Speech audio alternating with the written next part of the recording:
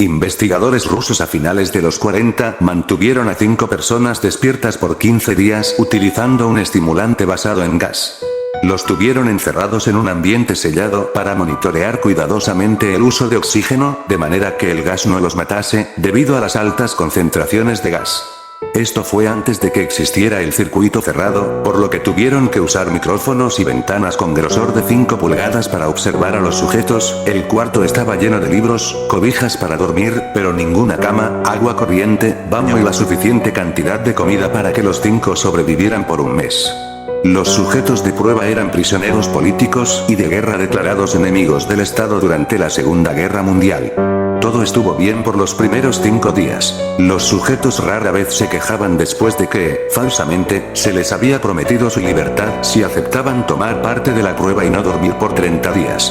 Sus conversaciones y actividades fueron monitoreadas y los científicos notaron que conforme pasaba el tiempo, ellos hablaban sobre incidentes traumáticos de su pasado. Después de 5 días se empezaron a quejar de las circunstancias y eventos que los llevaron a donde estaban y empezaron a demostrar paranoia severa. Dejaron de hablar entre ellos y comenzaron a murmurar de manera alterna en los micrófonos. De manera extraña, todos parecían creer que podían ganar la confianza de sus captores y traicionaban a sus camaradas. En un principio se creyó que esto era un efecto del gas. Después de 9 días, el primero de ellos empezó a gritar. Corría por todo el cuarto gritando repetidamente por 3 horas seguidas. Después, trató de continuar gritando, pero solo podía dar un grito ocasional. Los científicos postularon que físicamente se había destrozado las cuerdas vocales. La parte más sorprendente de este comportamiento fue cómo sus compañeros reaccionaron a esto. O mejor dicho, como no reaccionaron, continuaban murmurando en los micrófonos hasta que el segundo de los prisioneros comenzó a gritar. 2 de los prisioneros que no gritaban, tomaron los libros y llenaron página tras página de sus propias heces, y de manera calmada, los pusieron sobre las ventanas del cuarto. Los gritos cesaron de repente. Al igual que los murmullos de los micrófonos. Pasaron otros 3 días. Los investigadores checaban los micrófonos constantemente para asegurarse de que trabajaban, porque creían que era imposible no escuchar sonidos con 5 personas dentro. El consumo de oxígeno indicaba que los 5 debían seguir vivos. De hecho, el consumo de oxígeno era el necesario para 5 personas que hacían ejercicio extenuante. En la mañana del 14º día, los investigadores hicieron algo que no debían hacer para llamar la atención de los prisioneros. Utilizaron el intercom dentro del cuarto, esperando provocar respuestas de los prisioneros, pues temían que estuviesen muertos, o en estado vegetal. Anunciaron: abriremos el cuarto para probar los micrófonos. Aléjense de las puertas y acuéstense con las manos atrás en el piso o se les disparará. Se le otorgará la libertad a uno de ustedes si obedecen. Para su sorpresa, escucharon solo una frase, con voz calmada: no queremos ser liberados.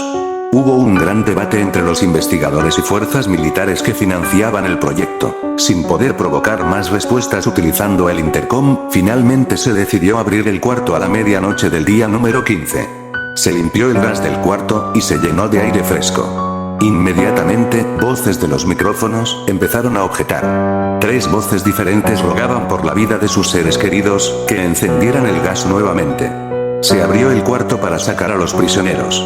Gritaron más fuerte que nunca, al igual que los soldados, cuando vieron lo que había dentro. 4 de los sujetos seguían vivos. Las raciones de los pasados 5 días no habían sido tocadas. Habían pedazos de carne de las costillas y pantorrillas del sujeto muerto colocados dentro del drenaje del centro del cuarto, bloqueándolo, permitiendo que 4 pulgadas de agua se acumulara en el piso. Los 4 sobrevivientes también tenían pedazos de piel y carne arrancada de sus cuerpos. La destrucción de tejidos y la exposición de huesos en la punta de sus dedos indicaba que las heridas fueron infligidas por las manos, y no con los dientes, como era de suponerse. Al examinarlos, se descubrió que la mayoría de las heridas fueron autoinfligidas en su mayoría. La piel y los órganos de detrás de las costillas fueron removidos, mientras que el corazón, los pulmones y el diafragma seguían en su lugar. El tracto digestivo de los 4 sujetos podía verse trabajar, digiriendo comida. Rápidamente se hizo aparente estaban digiriendo su propia carne, y que ellos la arrancaron y se la comieron en el transcurso de los días. La mayoría de los soldados eran fuerzas especiales rusas en las instalaciones, pero aún así, muchos se negaron a regresar al cuarto para sacar a los prisioneros. Estos sin embargo, insistían a gritos que los dejaran dentro y de manera alterna rogaron y demandaron que se encendiera el gas nuevamente, para evitar quedarse dormidos. Para sorpresa de todos, los sujetos pusieron una resistencia feroz durante la extracción. Un soldado ruso falleció cuando uno de los sujetos le mordió el cuello, otro fue gravemente herido cuando otro de los prisioneros le mordió la arteria femoral y los testículos. Otros 5 soldados perdieron la vida, si se cuentan a aquellos que se quitaron la vida en las semanas consecuentes al incidente. Durante la lucha, uno de los prisioneros dañó su bazo, sangrando de manera casi inmediata. Se intentó sedar al sujeto, pero fue imposible. Se le inyectó más de 10 veces de la dosis humana de morfina, y aún así luchó como un animal rodeado, rompiendo las costillas y un brazo de un doctor. Se veía latir su corazón al máximo por 2 minutos completos, mientras se desangraba, y continuó gritando por más de 3 minutos, atacando a quien se le acercara, repitiendo la palabra más una y otra vez, cada vez más débil, hasta que cayó en silencio. Los otros 3 sobrevivientes fueron inmovilizados fuertemente y llevados hacia instalaciones médicas. 2 de ellos, con cuerdas vocales intactas, demandaban continuamente más gas para permanecer despiertos.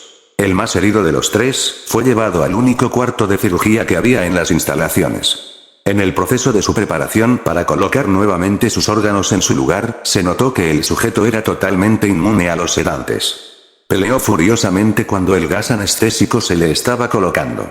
Se necesitó un poco más de anestesia de la normal para sedarlo, pero al momento que sus ojos se cerraron, su corazón se detuvo. En la autopsia, se encontró que en su sangre había 3 veces la cantidad normal de oxígeno.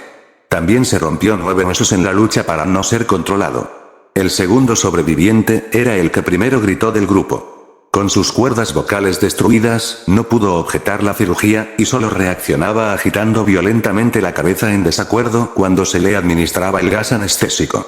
Afirmó violentamente con la cabeza cuando alguien sugirió hacer la cirugía sin anestesia, y no reaccionó durante la misma, que duró 6 horas en la cual se intentó reemplazar sus órganos abdominales y cubrirlo con lo que quedaba de su piel. El cirujano afirmó que era médicamente imposible que el sujeto siguiera con vida. Una enfermera aterrada que ayudó en la cirugía, comentó que la boca del paciente formaba una sonrisa cada vez que sus ojos se encontraban.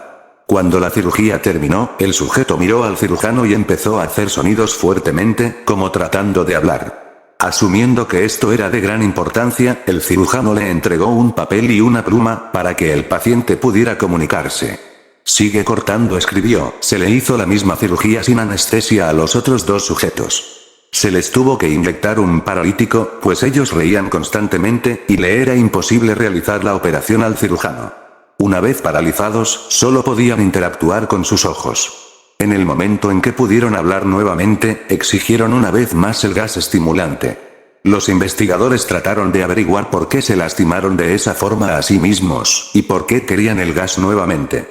La única respuesta fue: debo permanecer despierto. Se reforzó a los 3 sujetos y los devolvieron al cuarto, para espera de su destino.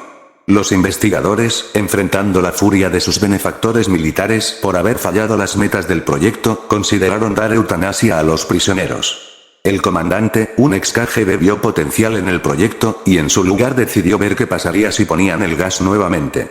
Los científicos se negaron rotundamente, pero al final, tuvieron que aceptar.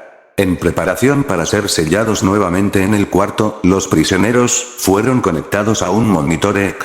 Para sorpresa de todos, los 3 dejaron de pelear en el momento que se dieron cuenta que los regresarían al gas. En este momento, era obvio que los 3 estaban haciendo un gran esfuerzo por mantenerse despiertos. Uno de los prisioneros estaba murmurando una canción. El sujeto mudo peleaba con sus ataduras de piel, como si tratara de enfocarse en algo.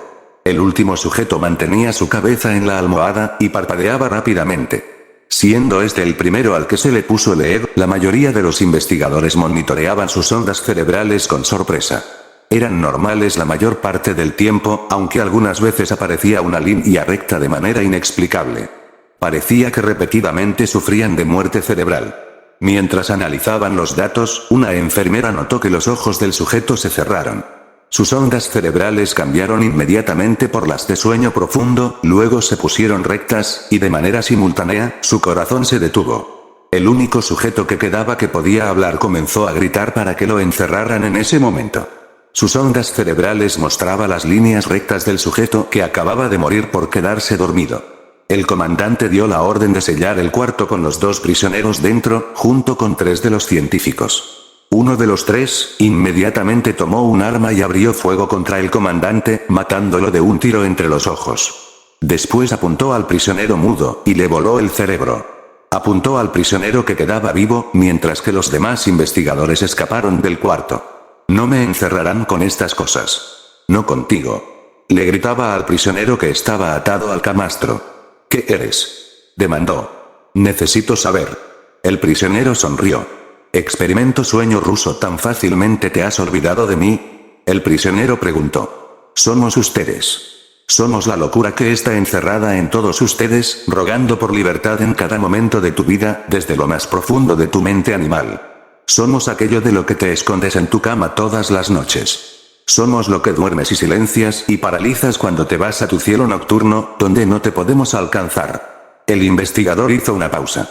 Apuntó al corazón del prisionero y disparó. El EEG mostró una línea recta mientras el sujeto débilmente murmuró casi, tan libre,